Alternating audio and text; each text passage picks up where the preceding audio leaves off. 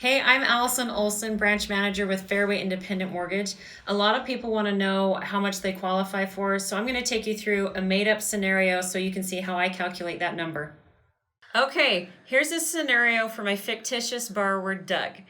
I have made some assumptions about Doug, and his scenario is very specific to him. But anyway, Doug found a house at $250,000 that he loves and he wants. He wants to do an FHA loan, which typically requires 3.5% down. There are programs that help with down payments, so if you need help with it, let me know and we'll talk about it.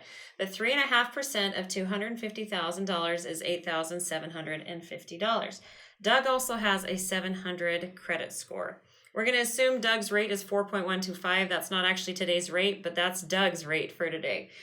Okay, Doug makes $55,000 a year. If we divide that by 12, we get $4,583 a month.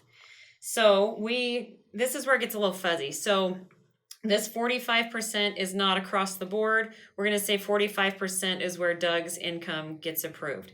Most loans, it's somewhere in that range, but just know this is Doug's scenario. Yours might be different. So what this is 2062 is 45% of Doug's monthly income. This is the amount of income that can go towards debt each and every month. So then I basically take his 2065 and minus out of his debts, but let's go through debts and talk about that a little bit. Doug has a car loan for $250 a month. He has a credit card for $50, another for $25, and another for $30. And then he has an unnamed furniture store that shows up on everybody's credit in Utah for $50 a month. I only have to count what the minimum payment is that comes on your bill. So if your credit card says your minimum payment's $25, that's what I need. Student loans can be a little bit different, so let's talk about that if you have student loans. So the 45% minus his debt leaves Doug with $1,657 and some change. This is saying this is what Doug could qualify for principal, interest, taxes, and insurance. They call us PITI.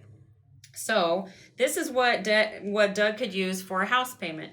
A $250,000 house actually costs $1,555. I put some taxes and insurance in there. I kind of made some educated estimates on that. So that means that the house is $155, but he could afford $1,657. Doug should be able to qualify for this house.